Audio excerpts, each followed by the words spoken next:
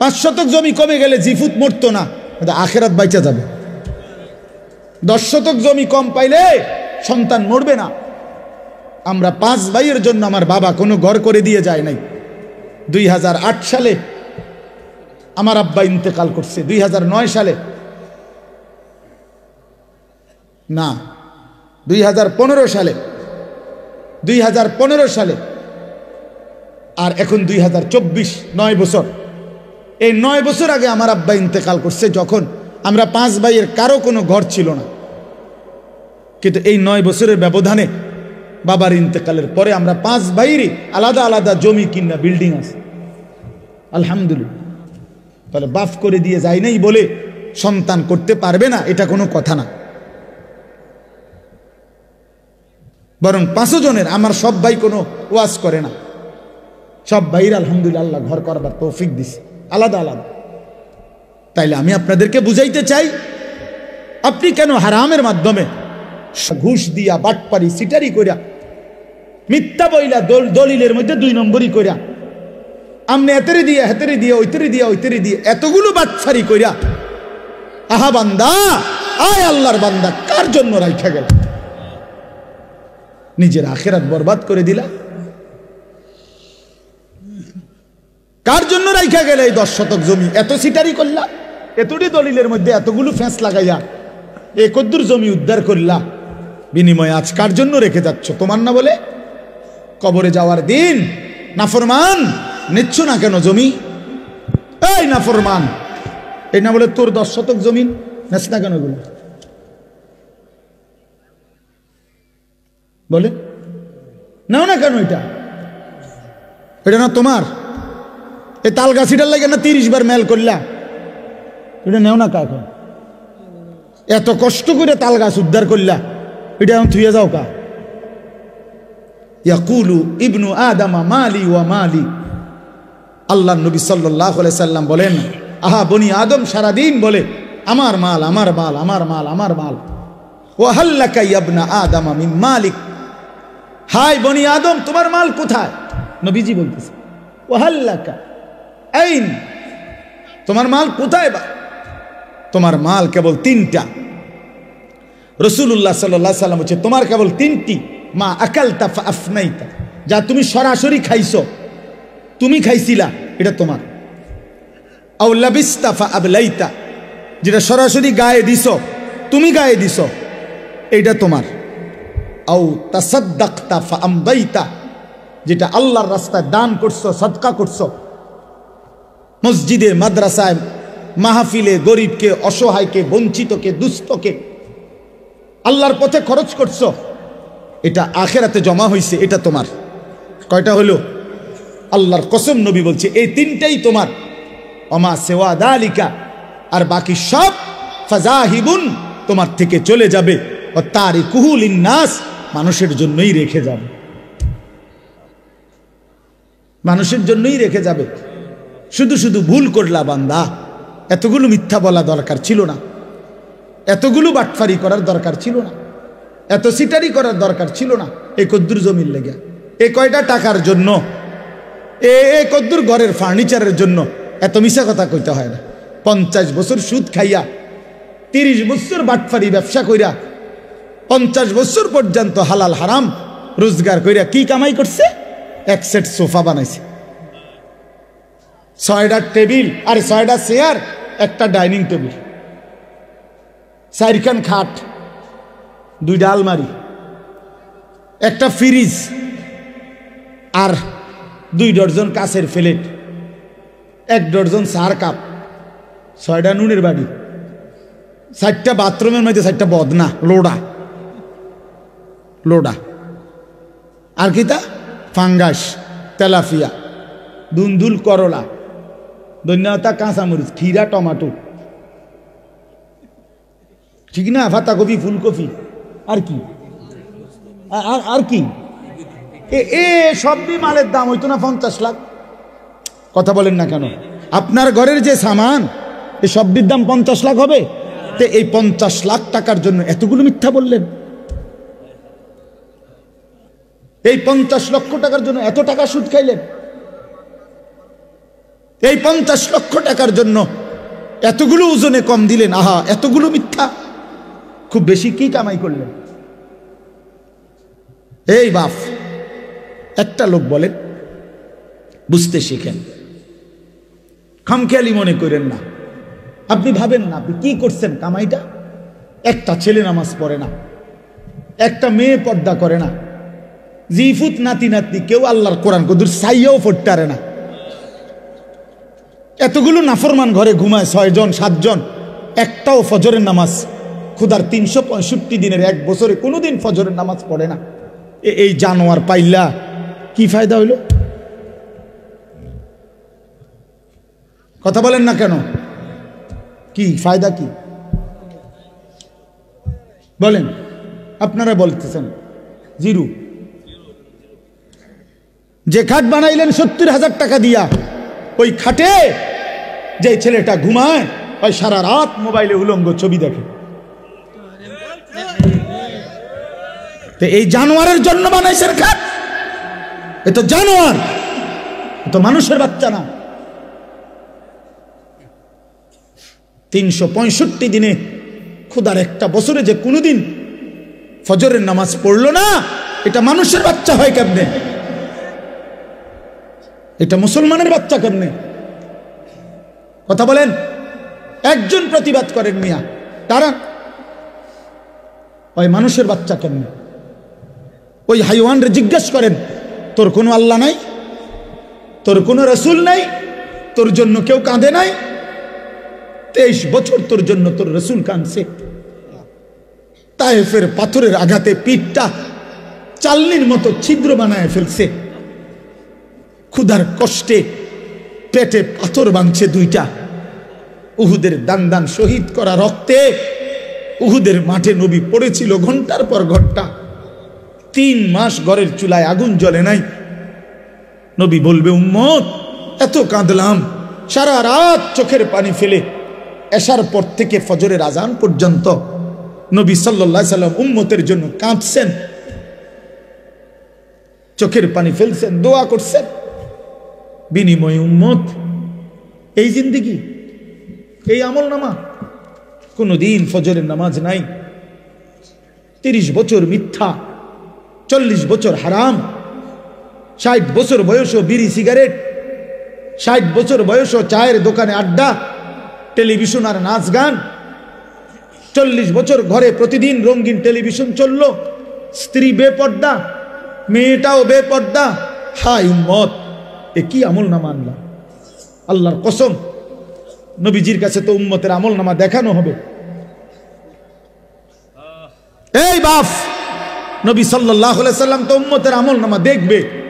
তো এই আমল নামা দেখলে কসম আল্লাহর, নবী চোখের পানি ছেড়ে দিবে আর কাঁদবে আর বলবে, উম্মত আমি শ্রেষ্ঠ নবী, তুমি আমার শ্রেষ্ঠ উম্মত। এই নিয়ে আমল নামা, আমি এই আমল নামা নিয়ে আল্লাহর সামনে কেমনে দাঁড়াবো? তোমার জন্য কেমনে সুপারিশ করবো উম্মত? কি বলবো? আমি কিভাবে মুখ দেখাবো? তুমি আমার এত বড় বেইজ্জতি কেমনে করলা? কি ব্যাপার? কোনো বাবা যদি কোনো ছেলেকে 6 বছর ঢাকা শহরে রাখা কোনো কলেজে পড়ায়, তারে মনে করেন 50 লাখ টাকা দিছে, এই পর্যন্ত বাবার সব বেচ্চা, 6 বছর পরে রেজাল্ট আসছে সে ফেল, তো ওই বাপ কি পরিমাণ কাঁদবে যে কিরে বাপ, আমার গত 6 বছরের এই রক্ত পানি করা টাকা, ঘাম ভেজানো কলিজা ছেঁড়া টাকা, তোদের সুখের জন্য আমি 12 বছর বিদেশ করছি, তোদের সুখের জন্য আমি 28 বছর বিদেশ থাকলাম, কোনোদিন সুখ কি দেখি নাই। 12 ঘন্টা 14 ঘন্টা ডিউটি করে, এত কষ্ট করে বুকে বাইদা এক একটা টাকা রোজগার করে তোদেরকে দিছি, বিনিময়ে এই রেজাল্ট, বিনিময়ে এই ফলাফল। ওই বাবা কাঁদবে কিনা বলেন? ওই মা কাঁদবে কিনা বলেন? তো রাসূলুল্লাহ সাল্লাল্লাহু আলাইহি সাল্লাম কাঁদবে না? বলবে, উম্মত 23টা বছর কাইদা, চোখের পানি ফেলে, রক্ত জড়িয়ে, পেটে পাথর বাইদা, ক্ষুধার কষ্ট সয়ে বিনিময়ে এই আমল নামা পাইলাম।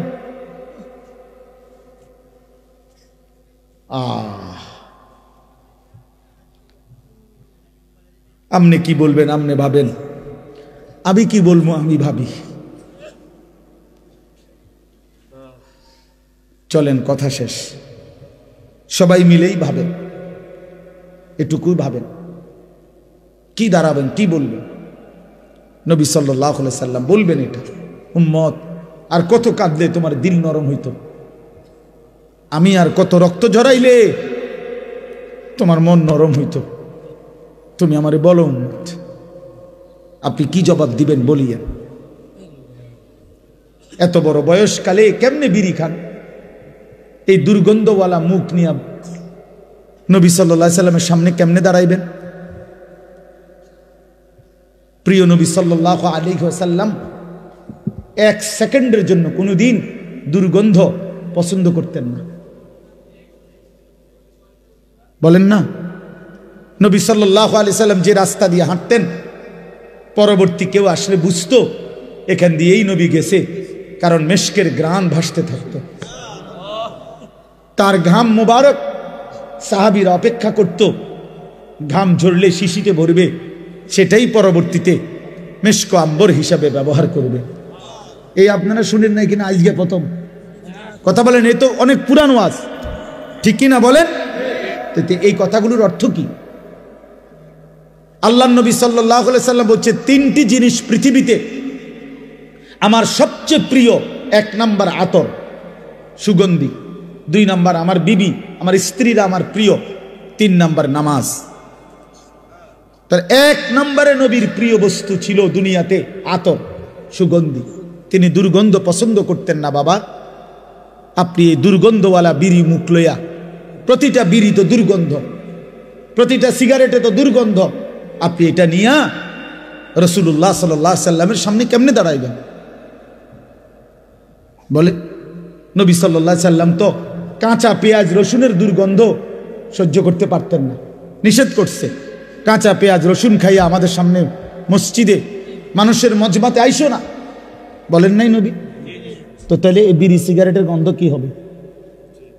একদিন জীবনে জুমার নামাজের দিন মসজিদে নববীতে আল্লাহ নবী সাল্লাল্লাহু আলাইহি সাল্লাম কোন সাহাবীর ঘামের গন্ধ নাকে লাগছে, কোন একজনের। আল্লাহ নবী সাল্লাল্লাহু আলাইহি সাল্লাম বলছেন, গোসলুল জুমআতে ওয়াজিবুন আলা কুল্লি মুহতালিম। হাদিস, জুমার নামাজের দিন গোসল করা প্রত্যেক প্রাপ্তবয়স্ক ব্যক্তির উপরে বাধ্যতামূলক। একদিনেরও ঘামের গন্ধ নবী পছন্দ করে না। যিনি এত পবিত্র, এত পরিষ্কার, এত সুগন্ধিময় ছিলেন, তার সামনে কেমনে দাঁড়াইবেন? ও বাবা, বলেন না কেন? আপনার বিবেককে বলে গেল, উড়াইয়া দিয়েন না কথা। কিছু সালাক আছে গিয়া পরে কব কথাটি বালাই কইছে, আমরা লাগেই তো কয়, বুঝি তো পারি না, মানলে তো ভালো হইতো আসলে, কিন্তু আলাস বাট ফারি আলাপ করে, হঠাৎ মস্কারি করে, বুঝি তো আমরা তো কইছে, কথা তো বালাই কইছে, মানলে তো বালাই হইতো, ফারিদ না ভাতের থালা খাইতে রে, ভাত বাহ খানা, ভাত কতটি খাইয়া আবার চা দোয়ানে গিয়া আবার পেঁয়াজু খায়, আলুর চপ খায়, আবার বন খায়, আবার চা খায়, আবার বিড়ি খায়। একটা ছোট্ট কথা মনে রাখবেন, যেই কোনো কেউরে জিজ্ঞাসা করেন, একজন ডাক্তারকে জিজ্ঞাসা করেন, বিড়ি সিগারেটের মধ্যে কোনো পুষ্টিও নাই, কোনো আপনার শরীরের ক্ষুধা নিবারণও হয় না, পুষ্টিকর কিছুও হয় না। তো যেই খাবারের মধ্যে কোনো পুষ্টিও নাই, কোনো ক্ষুধাও নিবারণ হয় না, আল্লাহর কসম এটা জাহান্নামী খাবার। এটা কোরআন শরীফের আয়াত, এটা জাহান্নামীদের খাবার। লা ইউসমিনু ওয়ালা ইউগনি মিন জু'। এইটা যেই খাবার শরীরে পুষ্টি যোগায় না, অথবা ক্ষুধাও কি করে না, নিবারণ করে না, কোরআন শরীফে আছে, এই খাবার জাহান্নামীদের খাবার। এরপরেও যদি কারো বিবেকে না হয় তো এবারে কি তা করো, এবারে বিরিয়ানি খাওয়াই ছেড়ে দেন আর কি, এবার বিড়ি এবার ধরাইবই। হ্যাঁ, আরে কত মান আমরা বুঝি না, কইবা আরে হুজুর রাখো না, মানে এতে কত মোড়া তাজা হুজুর দেখছি বেটা, দেড় বুড়িরা হুজুর আইছে এনে আমার মতো ডাকাতের সরাইব, আমি লড়তাম না বেটা, যে রুম আছি এ রুমেই থাক, বেশ তো দিলে দোক, না দিলে না দিল, এসব বললে উড়াইয়া দিয়েন না। আখেরাত আসলেই কঠিন, আখেরাত আসলেই কি কঠিন। আল্লাহ আমাদেরকে বুঝ দান করেন। এবার তরজমা শুনেন শুধু। আল্লাহর হুকুম মানলে, আল্লাহর অনুগত থাকলে, কোরআন সুন্নাহ মতো চললে, আল্লাহ তাআলা কোরআনের ভাষায় এই সূরায় বলছেন ওই মানুষদেরকে বলে আবরার, নেককার। এই সূরার মধ্যে আল্লাহ মানুষকে দুইটা ভাগ করছে। নেককার যারা সৎকর্মপরায়ণ তাদেরকে আল্লাহ বলছে আবরার, আর যারা পাপী নাফরমান আল্লাহ তাদেরকে বলছে ফুজ্জার। তো এইখানে আমি যেই 5টা আয়াত পড়ছি, এই 5টি আয়াতে আল্লাহ তাআলা আবরার যারা নেককার তাদের পুরস্কার ঘোষণা করছে। ইন্নাল আবরার লাফি নাঈম, আল্লাহ বলেন আমার নেককার বান্দা যারা হবে তারা নেয়ামতে নেয়ামতে ভরা চির সুখের জান্নাতেই বসবাস করবে। আচ্ছা, জান্নাতের নিয়ামত কি পরিমাণ? তো আল্লাহ কোরআনে বলছে ইদা রাআইতা সাম্মা রাআইতা নাঈমান ওয়া মুলকান কাবীরা। এটা বলতেই মজা লাগে আমার। ইদা রাআইতা সাম্মা রাআইতা নাঈমান ওয়া মুলকান কাবীরা। আল্লাহ বলছে অর্থ হলো এই, আমার বান্দা জান্নাতে ঢুকবে, জান্নাতের নিয়ামত দেখবে, আবার দেখবে, আবার দেখবে, আবার দেখবে, ঘুরে ঘুরে দেখবে, চোখ ফিরায়া ফিরায়া দেখবে, দেখবে শুধুই নিয়ামত, নিয়ামতে নিয়ামতে এক বিশাল রাজত্ব আল্লাহ তারে দান করছে। আল্লাহ বলবে বান্দা তুই দেখবি কতক্ষণ, আমি দেখাবো কতক্ষণ, চল বান্দা। তুই আমার লোকে পারবি কেমনে বান্দা? তুই আমার লোকে কেমনে পারবা বান্দা? লাহুম মা ইয়াশাউনা ফিহা ওয়া লাদাইনা মাজিদ। বান্দা যা চাইবে জান্নাত তা তো মিলবেই। আল্লাহ বলেন এর অতিরিক্ত আমার কাছে আছে আরো অগণিত। সুবহানাল্লাহ। ইন্নাল আবরার লাফি নাঈম, নিয়ামতে নিয়ামতে ভরা জান্নাতেই থাকবে। আলাল আরাইকি ইয়ানজুরুন, এরপরে দ্বিতীয় আয়াত আলাল আরাইকি ইয়ানজুরুন। আল্লাহ বলেন আমার নেককার বান্দা জান্নাতের সিংহাসনে বসে দেখতে থাকবে। কি করতে থাকবে? আবার বলেন কোথায় বসে কি দেখবে? 3 জিনিস। আর আমি কই তাফসীরে কুরতুবীতে আছে 3 জিনিস দেখতে থাকবে জান্নাতের সিংহাসনে বসে।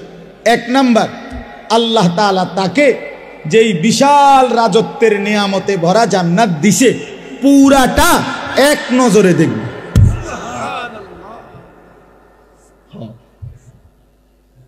এক নজরে দেখবে। এখন কেমনে দেখবে তাহলে এক নজরে?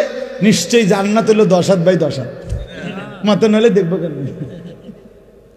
জান্নাত যদি পুরা বাঙ্গরা ইউনিয়ন হয় আমরা কেমনে দেখবো? তা জান্নাত তো নিশ্চয়ই কি কুড়া খালের সমান। কিতা 2টা রুমের একটা বারিন্দা। সবচেয়ে ছোট জান্নাত 10 দুনিয়া বরাবর।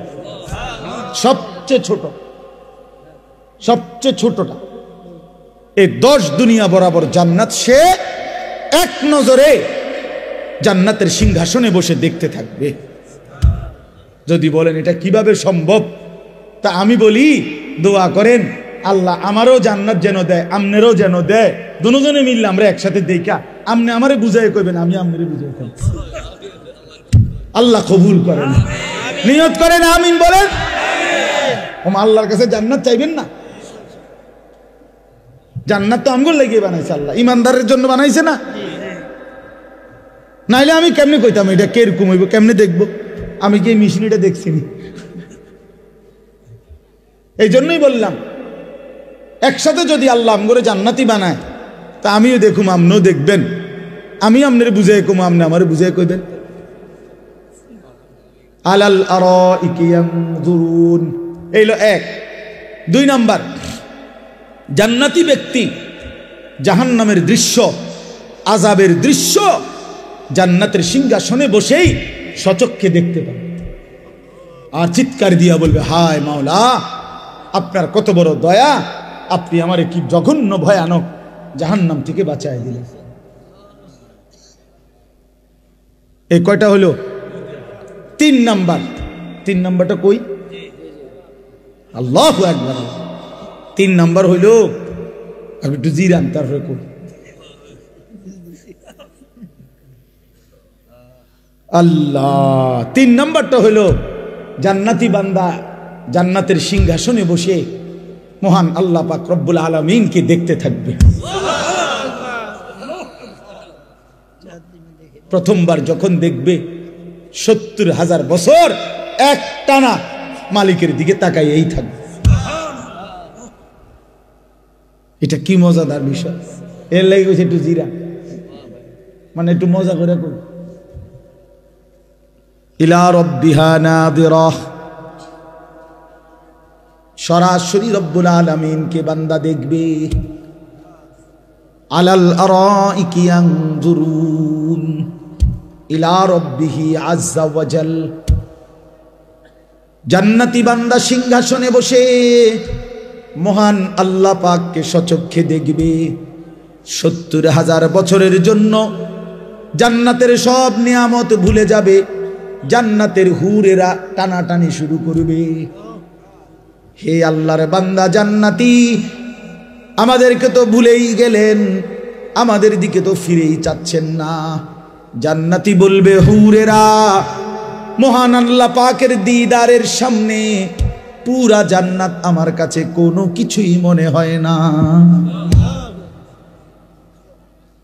আলাল আরাইকি ইয়ানজুরুন, এই হলো 2 নাম্বার। 3 নাম্বার, তাহলে 3টা। নিজের জান্নাত পুরাটা দেখবে, জাহান্নামীদের আযাবের দৃশ্য দেখবে, আর মহান আল্লাহ পাককে দেখবে। ঠিক আছে না মৌলানা? মনে রাখবে। এই যে মৌলানাও, আমি যখন সোনাকান্দা মাদ্রাসায় নতুন আসি, তখন এই শেষ, মানে হেগো পড়া শেষ বছর, আমিও মাত্র আসছি। তো কিছুদিন, হয়তো অল্প কিছুদিন আমার ক্লাসও ছিল। বাকি অনেক সুন্দর বয়ান করে, আল্লাহ ভালো করেন, তৌফিক দান করে। তাইলে আলাল আরাইকি ইয়ানজুরুন তারিফু ফি ওয়ুজুহিহিম নাদরাতান নাঈম। আল্লাহ নবীকে বড়, নবীজিকে আল্লাহ বলতেছে, বন্ধু শুনেন, জান্নাতি বান্দাকে আপনি যখনই দেখবেন 24 ঘন্টা তার চেহারার মধ্যে হাসি, আনন্দ, প্রফুল্লতা, চির সজীবতা বিরাজ করছে। 1 সেকেন্ড কোনো ক্লান্তি, বিরক্তি, পেরেশানি, অস্থিরতা বলতে কিচ্ছু নেই। তারিফু ফি ওয়ুজুহিহিম নাদরাতান নাঈম। হ্যাঁ, আচ্ছা, এই যে বাহিরে যারা এতক্ষণ ধরে ধরে, এরা এই বেশরমরা কেমনে আইয়া বইব এখন? না না, এগো, আচ্ছা, এগো তো একটা চোখ শরম তো আছে মানুষের না? এখন যখন বসবে, এখন মুনাজাতের টাইমে এরা এগো লজ্জা লাগবে না? শরম কম হইলে যা হয় আর কি, লজ্জা কম থাকলে যা হয়। আস্তাগফিরুল্লাহ। ইউসকাউনা মির রাহিকিম মাখতুম, এই শেষ। এবার আরে 2 রাত। এবার শুনেন, আল্লাহ বলেন জান্নাতি বান্দাকে পান করানো হবে শরাব, জান্নাতি সুস্বাদু পানীয়, মাখতুম মোহরাঙ্কিত, সিল মারা। এ কথাটা আমি এমনি বুঝাই আগে, তাহলে বুঝবেন ভালো। মনে করেন এই যে এটা একটা বোতল পানি, এখন এটা একদম ইনটেক বোতল, বাকি পানি যেহেতু আমার ফুরাটা লাগবে না, তো আমরা 3 জনে মিল্লা খাইলাম, আমি, হানিফ ভাই, সেলিম ভাই, কদ্দুর করে আমরা শেষ করলাম। তাহলে 1 বোতল দিয়ে কয়জনে খাইলাম? আল্লাহ তাআলা বলতেছে, আমার বান্দা জান্নাতের মধ্যে পানীয় যেটা পান করবে শরাব, সেটা প্রতিটাই থাকবে ইনটেক, মোহরাঙ্কিত, সিল মারা। একটা 3 জনে খাইবে না, একটা 2 জনে খাবে না, প্রতি বোতল নতুন নতুন।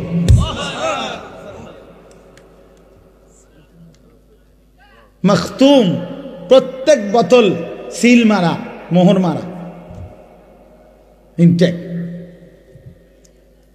হ্যাঁ, 3 জনে ভাগ করে খাওয়ানোর মতো জান্নাত। আল্লাহ বলে কস কি বান্দা, এটা জান্নাত দেখি সাপের বাজার নেই। আমার মাদ্রাসা আছে না, এটা জান্নাত বান্দা। এখানে আমার বান্দা রাহিকিম মখতুম, মোহরাঙ্কিত, সিল গালা করা, মোহর মারা পানীয়, প্রতি বোতল প্রতি গ্লাস নতুন নতুন শরাব পান করবে। খিতামুহু মিস্ক, এই শেষ আয়াত আল্লাহ তাআলা বলেন এই মোহর যেটা মানে সিল, যেটা দিয়ে আটকায় রাখছে আর কি বোতলটা, এটা যখনই উঠাবে প্রতি মোহর সরাইলেই পুরা চতুর্দিক, পুরাটা মজমা মেশক আম্বরের ঘ্রাণে ভরে যাবে। খিতামুহু মিস্ক, খিতাম মানে এই মোহর মানে মুখাটা, সিল যেটা মারছে আর আটকায় রাখছে যেটা, এটা খুললেই কি বের হবে? মিস্কের ঘ্রাণ। ওয়াফি যালিকা ফালিয়াতানাফাসিল মুতানাফিসুন। এই শেষ কথা হলো আল্লাহ এবার উপদেশ দিচ্ছে, অতএব আমার বান্দা এমন চমৎকার জান্নাতের জন্যই তোমাদের প্রতিযোগিতা করা উচিত। বুঝছেননি বাংলা কথাটা?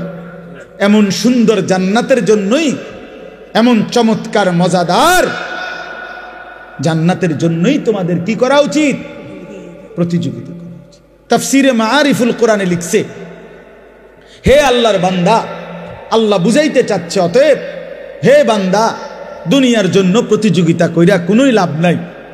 এটা সূক্ষ্ম কথা শুনেন, আমার কাছে খুব ভালো লাগছে এই কথাটা, যে লিখছে দুনিয়ার জন্য প্রতিযোগিতা কইরা সর্বোচ্চ চেষ্টা করে যে প্রথম হবে, ফার্স্ট হবে, সেও মরে যাবে, যে লাস্ট হবে সেও মরে যাবে। জিতলেও কবরে, হারলেও কবরে, তো লাভ হইল কি? বুঝেন নাই কথাটা? এটা দারুণ কথা না? মানে দুনিয়া আমি একবারে ঠিক আছে, আমি 1 নম্বর ধনী হইছেন তো, তাহলে মরবিন নি আগে হেডা কর, তো লাভ হইল কি? আর 1 নম্বর হইয়া কি লাভ হইল? এমন যদি হইতো যে আমি ফার্স্ট হয়েছি, আমার মরণ নাই, বাকি যারা লাস্ট হয়েছে তারা মরে যাবে, এরা যেহেতু পাস করছেন। তাহলে দুনিয়ার মধ্যে কোনো প্রতিযোগিতা করে লাভ নাই, দুনিয়া নিয়ে কারাকারি করে লাভ নাই। জিতলেও মরে যাবা, হারলেও কি? ফার্স্ট হইলেও কবরে, লাস্ট হইলেও কি? কবরে। অতএব যেটা আমার থেকে চলেই যাবে, যেটাকে আমি ছাড়তেই হবে, তার জন্য প্রতিযোগিতা না করে ওয়াফি যালিকা ফালিয়াতানাফাসিল মুতানাফিসুন, আল্লাহ বলে জান্নাতের জন্য প্রতিযোগিতা করা উচিত। লিমিসলি হাদা ফালিয়ামালিল আমিলুন, এই জান্নাতের জন্য তোমাদের নেক আমল করা উচিত। ফালিয়ারগাবির রাগিবুন, আগ্রহ উদ্দীপনা তোমাদের থাকা উচিত। আল্লাহ আমাকে তৌফিক দান করেন, আমাদের সকলকে তৌফিক দান করেন। আল্লাহ তাআলা এই মাহফিল, এই মাদ্রাসা, এই হেফজখানা কবুল করেন। আমার প্রিয় ভাই বন্ধু হাফেজ মাওলানা কারি আবু হানিফ, আমরা বন্ধু, ছেলেবেলায় একসাথে পড়ছি ব্রাহ্মণবাড়িয়া দারুল আরকাম মাদ্রাসায়। সেই থেকে উনিও আমারে খুব মহব্বত করে, আমিও মহব্বত করি। এই 17ই ডিসেম্বর শেষ বয়ানটা উনি নিছে, নিয়ে এবারে আসমানে দিছে না চাঁদের দেশে দিছে মাহফিলটা, আমি কখন জিগাইও না, ওই যে আমার বন্ধু যে, এই জন্য আমি জিজ্ঞাসাও করি না। এমনি তো আমি সব মাহফিল জিজ্ঞাসা করি, কিন্তু এইটা কিছুই বলি না। ঠিক আছে ভাই, হানিফ ভাইয়ের মাহফিল এটা, সে যেখানেই মনে হয় দিব, একখানে মনে আছে।